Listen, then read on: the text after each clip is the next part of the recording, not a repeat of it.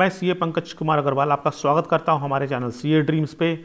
और हमारा जीएसटी का लेक्चर स्टार्ट हो चुका है। लेक्चर 1.1 आ चुका है जो कि इंट्रोडक्शन चैप्टर है, उसी के कंटिन्यूस में ये लेक्चर है, लेक्चर 1.2। ये हम आईसीएआई के स्टडी मटेरियल से कंप्लीट कर रहे हैं और ये लेक्चर सीएस वाले भी देख सकते हैं, सीएमए वाले भी देख सकते हैं और बीकॉम वाले स्टूडेंट्स भी देख सकते हैं। तो आज सर हम क्या देखने वाले हैं? सर आज हम कंसेप्ट्स ऑफ जीएसटी देखने वाले हैं। इसके पहले का हमने सारा कंप्लीट कर रखा है चैप्टर पेज 8 तक। अगर आपने वो लेक्चर नहीं देखा है तो आप वो लेक्चर जरूर देखो, कंटिन्यूस में देखें तो आपको समझ में ज़्यादा आएगा और मज़ा भी आने वाला है।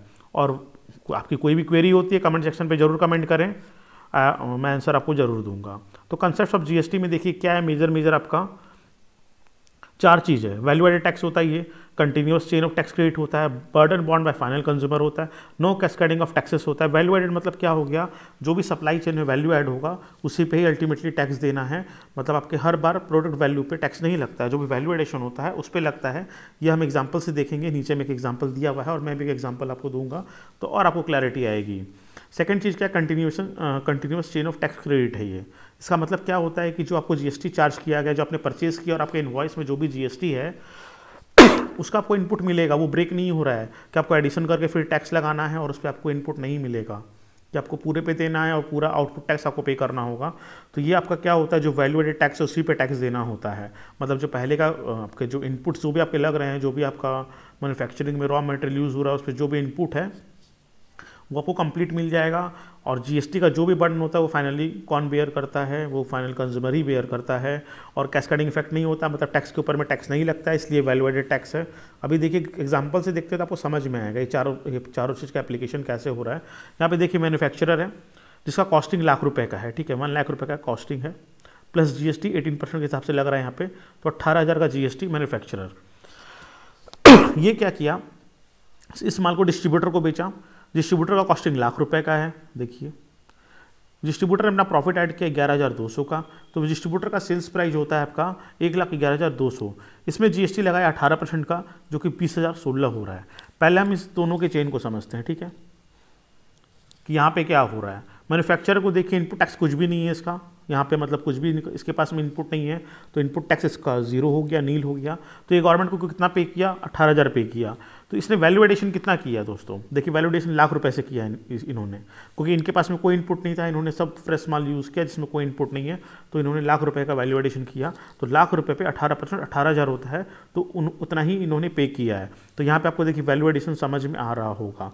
इसको और हम लोग क्लैरिटी से समझते हैं वैल्यू एडिशन को। जब मैन्युफैक्चरर ने उसी माल को डिस्ट्रीब्यूटर को बेचा ₹1,00,000 में, उसने प्रॉफिट कितना ऐड किया, 11,200 का। तो डिस्ट्रीब्यूटर ने कितना वैल्यू एडिशन किया, देखिए 11,200 का। 11,200 का 18% आप निकालिए कैलकुलेटर पे अपने, वो आएगा 2016। तो डिस्ट्रीब्यूटर को कितना पे करना है, नेट टैक्स 2016 का, क्योंकि वैल्यू एडिशन उतना ही किया है इसने। तो इनपुट टैक्स इनको मिल गया 18,000 का। इस बिल का देखिए 18,000 का इनपुट यहाँ इनको मिल रहा है, ठीक है। गवर्नमेंट को कितना पे करना है इनको, यहाँ पे देखिए 20,016 माइनस 18,000 आप कीजिए, 2016 आ जाएगा। देखिए वही फॉर्मूला यहाँ मेंशन है। तो आपको कितना पे करना हो रहा है, वैल्यू एडिशन पे। तो यहाँ पे जो हमने पढ़ा अभी ऊपर में कि GST is a value added tax, okay, तो ये आपको समझ में आ गया वैल्यू एडिशन कैसे हो रहा है। फिर ये देखिए continuous chain of tax credit है यहाँ पे, तो वो भी आप देख सक रहे होंगे कि देखिए यहाँ पे कंटिन्यूस क्रेडिट मिल रहा है। जब मैन्युफैक्चरर ने डिस्ट्रीब्यूटर को बेचा तो डिस्ट्रीब्यूटर को 18,000 उसने जो जीएसटी चार्ज किया था उसका क्रेडिट मिल गया, तभी इसने नेट में 2,016 रुपये टैक्स पे किया, जो कि वैल्यू एडिशन के ऊपर है। इसका मतलब है कि टैक्स के ऊपर टैक्स नहीं लग रहा है, ठीक है ना, नो टैक्स ऑन टैक्स। अगर टैक्स ऑन टैक्स होता तो फिर डिस्ट्रीब्यूटर को क्या करना होता, कि डिस्ट्रीब्यूटर क्या करता 118,000 पे 18% चार्ज करता और जो वैल्यू आता उसमें फिर वो जो जीएसटी का इनपुट था मैन्युफैक्चरर का वो लेस करके फिर पे करता। तो यहाँ पे टैक्स ऑन टैक्स हो जाता, जिसको कैस्केडिंग इफेक्ट बोलते हैं, जो कि आगे एग्जांपल्स में हम लोग और देखेंगे कि सैंडविच के समय पे कैसे होता था वो, ठीक है। अभी इस एग्जांपल को और देखते हैं। अब यही जो माल है डिस्ट्रीब्यूटर रिटेलर को देता है। अब हम लोग रिटेलर किस देखते हैं कि यहाँ पे इन दोनों के बीच में क्या रिलेशन है। इसने कितना में दिया, देखिए सेल्स प्राइस 1,11,200 में दिया, ठीक है, और इसने कितना प्रॉफिट ऐड किया, 24,640 का प्रॉफिट ऐड रिटेलर ने किया। तो सेल्स प्राइस कितना खड़ा हुआ, 135,840 का। इसने इस अमाउंट पे 18% लगाया, 24,451 हुआ फिगर यहाँ पे। इनके पास में इनपुट कितना था, देखिए इनका इनपुट था जो डिस्ट्रीब्यूटर ने लगाया था, ठीक है, 20,016। तो 4,435 सेम देखिए वैल्यूएशन इन्होंने प्रॉफिट क्या किया है यहाँ पे सिर्फ, तो इस प्रॉफिट पे ही 18% निकालिए 4435 होता है, तो ये वैल्यू एडिशन हो गया। ये जो कॉलम है पूरा वैल्यू एडिशन का है कि वैल्यू एडिशन पे टैक्स लग रहा है और उतना ही देखिए गवर्नमेंट को पे हो रहा है। फिर फाइनली कंज्यूमर के पास चला जाता है। देखिए अब कंज्यूमर कैसे बेयर कर रहा है सारा। अभी ये जो कंज्यूमर के पास आया तो क्या हुआ, यहाँ पे जो गुड्स का प्राइस था 135 था प्लस जीएसटी लगा 24 का, तो 160291, मतलब ये जो दोनों फिगर है ये दोनों मिला के ही कंज्यूमर को हो गया। और कंज्यूमर चूँकि आगे किसी को बेच नहीं रहा है, वो खुद कंज्यूम कर रहा है, तो इसके पास इनपुट टैक्स क्रेडिट कुछ नहीं है क्योंकि ये पूरा कंज्यूम कर लिया। इधर सर्विस हो तो उसने यूज़ किया, इधर कोई गुड्स हो तो उसने कंज्यूम किया, तो इसने कितना टैक्स बॉन्ड किया टोटल में। देखिए ये जितना भी सप्लाई चेन का था ना, ये कंप्लीट इसने बेचारे ने पे किया है, क्योंकि अल्टीमेटली पेयर यही है। देखिए 18,000 2016 4435, मतलब 2445 अगर टैक्स था जो सप्लाई चेन में आ रहा था, ये किसने बेयर किया, कंज्यूमर ने बेयर किया। तो हमने यहाँ पे देखिए समझ लिया दोस्तों कि भैया वैल्यू एडेड पे लग रहा है टैक्स, जो भी वैल्यू एडिशन होगा उसी पे ही टैक्स नेट पे करना पड़ रहा है। कंटिन्यूस चेन ऑफ क्रेडिट है, मतलब जो मैन्युफैक्चरर ने जीएसटी लगाया आगे जिसको बेचा उसको उसका इनपुट मिलेगा, ऐसे ये चलते जाएगा। और फाइनली क्या होगा, कंज्यूमर उसको ही ये पे करना होगा, उसी के ऊपर ये बर्डन आएगा, जिसको हम लोगों ने देखा था इंसिडेंट ऑफ टैक्स और इम्पैक्ट ऑफ टैक्स। ठीक है, तो इम्पैक्ट कहाँ पे आया भैया, कंज्यूमर के ऊपर आया। इंसिडेंट तो ये सप्लाई चेन में आ रहा था, बट इम्पैक्ट तो कंज्यूमर पे ही आएगा। इंडायरेक्ट टैक्स की खूबी यही है। तो कैस्केडिंग इफेक्ट नहीं है दोस्तों। कैस्केडिंग का मैं आपको एग्जांपल आगे दूंगा सैनवेट के समय पे, तो आपको ये और पॉइंट बहुत ज़्यादा क्लियर में समझ में आएगा। सैनवेट क्या होता था, एक्साइज होता था बेसिकली। अभी आपको मैंने यहाँ पे समझाया था कि कैस्केडिंग इफेक्ट क्या होता है, और डिटेलिंग में हम लोग और देखेंगे। ये देखिए मैंने यहाँ पे समझाया था कैस्केडिंग इफेक्ट, ठीक है, और डिटेल में हम लोग सैनवेट के एग्जाम्पल में देखेंगे जो कि आएगा भी आगे। ठीक है, तो ये एग्जाम्पल है, इसको दोस्तों आप इस एग्जाम्पल को आप बार बार देखिए समझिए, और अगर इस एग्जाम्पल में कुछ कन्फ्यूजन है ना तो आप कमेंट सेक्शन में मुझे लिखिएगा। ये एग्जाम्पल बहुत अच्छा है और बहुत क्लासिक एग्जाम्पल है, आपको समझ में आएगा। अभी इंडिया में जीएसटी का ज़रूरत क्या था, मतलब डेफिशिएंसी था, टैक्सेशन सिस्टम में कुछ डेफिशिएंसी था, उसको ठीक करने के लिए ही ये जीएसटी लाया गया था, और ये काफ़ी समय से प्रॉब्लम था। और ये आप देखे थे कि टाइमलाइन क्या है, जेनेसिस क्या है, 2010 से ट्राई किया जा रहा है जीएसटी को लाने का, मतलब ये प्रॉब्लम आज का नहीं है, बहुत पुराना है।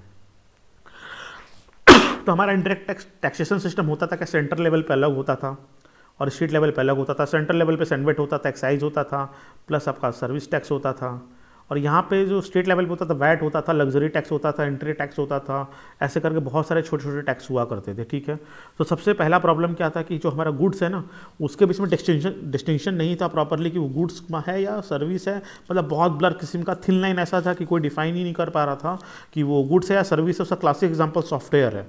अब देख यहाँ पे आप इस पैराग्राफ में यही मेंशन है कि सॉफ्टवेयर एक ऐसा मतलब प्रोडक्ट बोल सकते हैं जिसका डेफिनेशन नहीं था कि इसको हम लोग गुड्स माने या सर्विस माने, तो इसको दोनों मान लिया गया था कि यार ये सर्विस भी है गुड्स भी है, तो वैट भी लगा और सर्विस टैक्स भी लगा। तो इससे क्या हुआ कि काफ़ी उसका प्राइसिंग बढ़ गया ना, प्राइस इंक्रीज करके आप दोनों चीज़ लगा रहे हो तो इंटीग्रेटेड मैनर पे नहीं है और ब्लर है अगर डेफिनेशन, तो आप दोनों लगा दिए, तो गवर्नमेंट का रेवेन्यू बढ़ा लेकिन आपका प्राइसिंग बढ़ा, तो कंज्यूमर के केस में उसका कॉस्टिंग बढ़ रहा है। तो ये तो समझाने वाली बात है, बट बेसिकली यहाँ पे यही है कि कुछ ऐसे प्रोडक्ट थे जहाँ पे डिस्टिंक्शन नहीं था कि वो गुड्स है या सर्विस है, तो उसी को ही ठीक करने के लिए जीएसटी को लाया गया था कि सारे डेफिनेशन को ठीक किया जाएगा और सबको इंटीग्रेटेड मैनर में जीएसटी ही लगाया जाएगा। ऐसा कोई सर्विस टैक्स और वैट बोल के नहीं रहेगा, ना ही एक्साइज कुछ रहेगा। ठीक है, तो ये पहला प्रॉब्लम था कि डेफिनेशन क्लियर नहीं था। अगर आपको सिंपल अगर हम बोलें डेफिनेशन क्लियर नहीं था प्रोडक्ट का, गुड्स का। ठीक है, अभी सैनवेट क्या था, सप्लाई चेन में नहीं इंटीग्रेटेड था फुल्ली, इसलिए इंटीग्रेटेड नहीं था कि स्टेट लेवल पे सैनवेट का क्रेडिट नहीं मिलता था, सिर्फ मैन्युफैक्चरिंग के केस में मिलता था और वो भी बहुत लिमिटेड केस में मिलता था। तो इससे क्या होता था, कैस्केडिंग इफेक्ट होता था। अभी आपको मैं समझाता हूँ कैस्केडिंग इफेक्ट क्या होता है। नीचे में ये देखिए एग्जांपल लिया गया, ये कैस्केडिंग इफेक्ट का एग्जांपल है। तो भी कैस्केडिंग इफेक्ट में क्या है, यहाँ पे बोल रहा है under earlier tax regime if goods were manufactured for 1,000 rupees and excise duty was payable at the rate 12.5% and VAT was payable at the rate 14.3% and the billing was being done as under। तो यहाँ पे क्या हुआ, आपका 1,000 रुपये का product था तो 1,000 रुपये यहाँ पे हो गया, प्लस एक्साइज ड्यूटी 12.5% तो 125 हो गया, तो आपका ये प्रोडक्ट का वैल्यू हुआ पहला। तो तो आपका वैट लगना किस पे चाहिए था, एक्चुअल पे इस पे लगना चाहिए था अगर आप देखें तो, क्योंकि ये तो टैक्स है ना, टैक्स के ऊपर टैक्स नहीं होता है। लेकिन पहले क्या अर्लियर सिस्टम में क्या था, वैट आपका इस वैल्यू पे ही लग रहा था। तो वैट आपका चार्ज किया गया है 1125 पे, तो कितना हो गया 160.88, तो इनवॉइस वैल्यू कितना हो गया 1285.88। अल्टीमेटली इसको कौन कंज्यूम करेगा, कंज्यूमर कंज्यूम करेगा, तो उसका कॉस्टिंग बहुत इंक्रीज हो रहा था ये छोटे छोटे सिस्टम के कारण। हाँ, इससे स्टेट का आपका रेवेन्यू बढ़ रहा था, स्टेट गवर्नमेंट का रेवेन्यू बढ़ रहा था, क्योंकि वो इस पे चार्ज कर रहा है। लड़ाई इसीलिए तो हो रही थी ना कि ये इम्प्लीमेंट कब होगा जीएसटी का प्रॉब्लम, क्योंकि उनका रेवेन्यू कम हो जा रहा था। अगर जीएसटी इम्प्लीमेंट होता तो पूरा का पूरा जीएसटी 1000 रुपये पे लगता, तो स्टेट को इसलिए प्रॉब्लम हो रहा था। देखिए दोस्तों, आपको पढ़ते समय ध्यान रखना, कोरिलेशन रखना है, लॉजिक्स पे आपको जाना है कि स्टेट गवर्नमेंट सेंट्रल गवर्नमेंट के बीच में इतना टेंशन क्यों था जीएसटी को लेके, क्यों इम्प्लीमेंट नहीं करना चाह रही थी। ये आप छोटा छोटा लॉजिक्स को समझेंगे ना, तो आपको जो टैक्स है आपको लॉन्ग टर्म में याद रहेगा, और फर्दर आप कुछ नया अमेंडमेंट आता है जब आप उसको पढ़ते हैं तो वहाँ पे खुद से आप लॉजिक लगा सकोगे कि बैकग्राउंड स्टोरी क्या था, और बैकग्राउंड स्टोरी पता रहेगा तो आपको याद रहेगा, हमेशा ही जान के रखिए। तो थोड़ी थोड़ी मैं बैकग्राउंड स्टोरी इसलिए आपको बता रहा हूँ साथ में कि थोड़ा इंटरेस्ट बना रहेगा, और स्टोरी से क्या आपको दिमाग में याद रहेगा कि हाँ ऐसा कुछ था। तो यहाँ पे वही है, VAT also charge on excise duty, तो यहाँ पे हो गया कैस्केडिंग इफेक्ट। अब आपको समझ में आ गया होगा कि यहाँ जो हमने 4 पॉइंट की बात की थी, वैल्यू एडेड टैक्स होता है GST, continuous chain of tax credit होता है, burden bond by final consumer होता है, और नो कैस्केडिंग ऑफ टैक्सेस होता है। तो ये बेसिकली ये कंसेप्ट 4 पिलर पे खड़ा है जीएसटी का कॉन्सेप्ट। तो इसको आपको हमेशा याद रखना है, इस चारों कॉन्सेप्ट को। और ये एग्जाम्पल है। फिर क्या है कि देखिए कि इनपुट नहीं मिलता था। एक तो यार पहले आप टैक्स पर टैक्स ले रहे हो, मतलब आपका कैस्केडिंग इफेक्ट हो रहा है। दूसरा चीज़ कि सैनवेट, जब आप वैट पे कर रहे हो तो सैनवेट का क्रेडिट अवेलेबल नहीं होता है, और सैनवेट पे करते समय वैट का क्रेडिट अवेलेबल नहीं होता है। मतलब आपको अपना अपना पे करना है, हमको मतलब नहीं है, आपकी सरकार, आपका स्टेट गवर्नमेंट, आप समझो अपना वैट का, हम तो भैया सैनवेट का क्रेडिट वैट के लिए नहीं देंगे। सैनवेट वाले भी बोले कि यार हमें भी क्या मतलब है, हम भी नहीं देंगे वैट का क्रेडिट, आपको नहीं मिलेगा। तो अलग अलग पे होता था, सेट ऑफ नहीं होता था, तो उससे भी कॉस्टिंग होता था। इसीलिए बहुत सारे स्टेट में कुछ प्रोडक्ट्स आपको सस्ता में मिलता था, कहीं पे महंगा मिलता था। फिर क्या इतने सारे टैक्स थे ना, लग्जरी टैक्स हो गया, एंटरटेनमेंट टैक्स हो गया, तो ये वैट में सब्स्यूम नहीं किया गया था। मतलब ये आपका साइड बाय साइड भी चल रहा था। लग्जरी टैक्स हो गया, अभी क्या सारा मर्ज हो गया है। मैक्सिमम जो इनडायरेक्ट टैक्स है वो मर्ज हो गए हैं, एक्सेप्ट 1 और 2 taxes like custom duty type के जो भी टैक्सेस हैं वो अभी भी हैं, लेकिन मैक्सिमम आपका सब्स्यूम हो चुका है जीएसटी के सिस्टम में। वो भी लिस्ट है, वो भी हम आगे देखेंगे। तो ये क्या क्या मल्टीपल टैक्सेस लग रहा था मल्टीपल फॉर्म्स में, जिससे भी कॉस्टिंग बढ़ रहा था। इसलिए जीएसटी का रिक्वायरमेंट था कि इंटीग्रेटेड हो और सब कुछ प्रॉपर हो। और वैट क्या था ना, इंटीग्रेटेड नहीं था कि वो सिर्फ गुड्स पे ही लगता था, सर्विस पे नहीं लगता था, क्योंकि सर्विस पे टैक्स लगाने का अधिकार सिर्फ सेंट्रल गवर्नमेंट के पास था, और उन्होंने सर्विस टैक्स एक्ट जो था उस समय उन्होंने लाया था। तो वैट सिर्फ गुड्स पे लगता था, आपका सर्विस पे नहीं लगता था। तो ये क्या हुआ इससे, सेम कैस्केडिंग इफेक्ट। और सर्विस सेक्टर बहुत फास्टेस्ट ग्रोइंग एक सेक्टर रहा है, उस समय भी रहा है, पहले भी रहा है, और अब तो समझिए कि बूम पे है वो अपने, मतलब बहुत फास्टली मल्टीप्लाई कर रहा है सर्विस सेक्टर। तो पूरा का पूरा पावर सेंट्रल गवर्नमेंट के पास था। तो इससे क्या हो रहा था ना, टैक्स जो स्टेट गवर्नमेंट का जो टैक्स बियोंसी है वो रिड्यूस होते जा रहा था, इरोड हो रहा था, मतलब कम हो रहा था। टैक्स बियोंसी क्या होता है कि आपका वो दर्शाता है, ये रिलेशन दर्शाता है कि जीडीपी और आपका इनकम टैक्स कलेक्शन के बीच का जो रिलेशन होता है ये वो शो करता है दोस्तों। देखिए छोटा सा कंसेप्ट है और बहुत इंपॉर्टेंट है। इसमें क्या है आपका कि जो रिलेशन है आपके जो इनकम टैक्स कलेक्शन का वो जीडीपी के साथ दर्शा रहा है। देखिए जैसे एग्जांपल हो गया कि इनकम टैक्स कलेक्शन आपका 11% है और जीडीपी ग्रोथ 10% है, तो इनकम टैक्स का बियोंसी 1.1 हुआ। मतलब अगर जीडीपी 10 रुपये से बढ़ रहा है तो इनकम टैक्स आपको 11 रुपये मिल रहा है, तो रिलेशन कितना हो गया, 1.1 का हो गया यहाँ पे। तो ये दर्शा रहा है। ये अगर 1 से नीचे है तो ख़राब हो गया ना, फिर तो इसका मतलब है मतलब जीडीपी ग्रो कर रहा है लेकिन सरकार को टैक्स कम मिल रहा है, तो ये बहुत ख़राब पोजीशन होता है। जीडीपी भी ग्रोथ करे, टैक्स कलेक्शन भी बढ़े, तो ये अच्छा साइन होता है गवर्नमेंट के लिए। ठीक है, छोटा सा कंसेप्ट है, इसको आप गूगल भी कीजिएगा, बहुत सारे एग्जाम्पल्स मिलेंगे। 1-2 एग्जाम्पल आप कमेंट सेक्शन पे जरूर कमेंट कीजिएगा। और क्या एक सबसे बड़ा प्रॉब्लम क्या था, सीएसटी का प्रॉब्लम था, मतलब सेंट्रल सेल्स टैक्स। सबसे बड़ा प्रॉब्लम ये था भाई, मतलब क्या, मतलब ओरिजिन बेस्ड टैक्स है सबसे बड़ा बात, पहले तो ये वाला।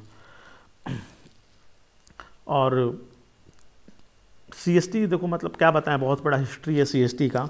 मतलब क्या स्टेट है ना, मतलब समझिए वेस्ट बंगाल एक स्टेट है और वेस्ट बंगाल के किसी को महाराष्ट्र में माल बेचना है तो यहाँ पे लगता था CST लग गया ना, और यहाँ पे आया जब माल तो यहाँ पे इसका इनपुट मिलना चाहिए, इसका इनपुट नहीं मिलता था यहाँ पे, CST का अलाउड नहीं था इसका, ठीक है, CST का इनपुट नहीं मिलता था, मतलब वो कॉस्ट में ही इंक्लूड हो जाता था प्रोडक्ट के, और उसके बाद टैक्स लगता था। देखिए यहाँ पे जो एग्जांपल है, under earlier tax regime if a dealer in Delhi purchases goods from a manufacturer in Punjab, मतलब जो एक दिल्ली का डीलर है ये दूसरा स्टेट हो गया और पंजाब का जो है वो एक अलग स्टेट हो गया। जो दिल्ली वाला है परचेज़ कर रहा है पंजाब के किसी मैन्युफैक्चरर से गुड्स, ठीक है, पंजाब वाले ने क्या किया, 1000 रुपये का माल था प्लस 20 रुपीज़ का CST था, तो 1020 में बेचा माल को, ठीक है। दिल्ली वाले को, जब दिल्ली वाला इसी माल को and sell such goods within Delhi for 1200, तो टैक्स कितना लगा उसका, तो दिल्ली वाले ने इसी प्रोडक्ट को 1200 रुपये में बेचा, कितने रुपए टैक्स लगा के 12.5% का टैक्स लगाया, तो टैक्स लगाया 150 का, तो इसको पूरा का पूरा 150 ही टैक्स पे करना पड़ रहा है और इसको ये 20 रुपीज़ का इनपुट नहीं मिल रहा है। तो CST सबसे बड़ा प्रॉब्लम था, मतलब समझो जड़ था, ये सैनवेट की तरह ही जड़ था, ये प्रॉब्लम था। तो मेन प्रॉब्लम क्या था दोस्तों, सैनवेट एक्साइज ड्यूटी, दूसरा था सर्विस टैक्स, दोनों सेंटर के पास थे, CST भी सेंटर के पास था, तो ये तीनों प्रॉब्लम था सबसे बड़ा। फिर कैस्केडिंग इफेक्ट का अलग झमेला, ये सारा चीज़ का इनपुट आपको वैट पे नहीं मिलेगा, वैट का इनपुट इस पे नहीं मिलेगा। तो यहाँ पे देखिए, यहाँ पे समरी में एक चार्ट बनाया हुआ है, तो यहाँ पे मेंशन है कि non inclusion of several local, जो भी आपका स्टेट गवर्नमेंट का टैक्स था, वैट था, लग्जरी टैक्स था, वो इंक्लूड नहीं हुआ था। कैस्केडिंग इफेक्ट चल ही रहा था क्योंकि जो CST है, फिर आपका सैनवेट है, वो चल ही रहा है, वेल और वैट उसी पे ही चार्ज हो रहा है, मतलब टैक्स ऑन टैक्स पे लग जा रहा है कि जो भी गुड्स का वैल्यू है उसमें अगर सैनवेट लग रहा है, CST लग रहा है, तो यहाँ पे जो वैल्यू आ रहा है वैट उसी पे ही, ए के वैल्यू पे ही वैट लग रहा है, तो टैक्स ऑन टैक्स हो जा रहा है, कैस्केडिंग इफेक्ट हो जा रहा है। फिर क्या है, सैनवेट मैन्युफैक्चरिंग स्टेज पे ही लगता है, उसके बाद में सैनवेट नहीं लगता है, मतलब जो एक्साइज होता था वो सिर्फ मैन्युफैक्चरिंग स्टेज में लगता था, उसके बाद वो वैट में कन्वर्ट हो जाता था और इस एक्साइज का मज़ा यहाँ पे नहीं मिलता था, इनपुट नहीं मिलता था। और क्या सर्विस टैक्स इंटीग्रेट नहीं हुआ था, वैट सर्विस टैक्स, जो आपको बताया कि वैट अपना गुड्स में डील कर रहा है लेकिन वो सर्विस में डील नहीं कर रहा था, और कुछ जो प्रोडक्ट हैं वहाँ पे डबल टैक्सेशन हो जा रहा था, जैसे कि मैंने आपको एग्जांपल में बताया था सॉफ्टवेयर, क्लासिक एग्जांपल सॉफ्टवेयर का है, और भी ऐसे बहुत सारे एग्जांपल है जहाँ पे आपका दोनों टैक्स लग रहा था, वैट भी लग रहा था और आपका सर्विस टैक्स भी लग रहा था। तो दोस्तों ये आपका कंसेप्ट सब GST हुआ। नेक्स्ट में देखेंगे कि कैसे फर्दर इसको ठीक किया गया है और कॉन्स्टिट्यूशनल प्रोविज़न क्या है, और GST में मतलब उसका मेन फीचर्स है वो हम लोग डिटेल चैप्टर में पढ़ेंगे जो भी आएंगे, बट उसका एक थोड़ा यहाँ पे दिया हुआ है, तो वो हम लोग फटाफट देखते जाएंगे और फटाफट कंप्लीट कर लेंगे। तो दोस्तों ये हमारा लेक्चर 1.2 था और जल्दी मैं लेक्चर 1.3 भी अपलोड कर दूंगा, और अगर आप हमारे ये लेक्चर अपने दोस्तों के साथ शेयर करोगे तो हमें बहुत अच्छा लगेगा, और अपने दोस्तों के साथ ज़रूर शेयर कीजिए दोस्तों, क्योंकि आगे का लेक्चर काफ़ी यूज़फुल होने वाला है, और हमारे लेक्चर्स को ऐसे ही आप प्यार देते रहिए। Thank you.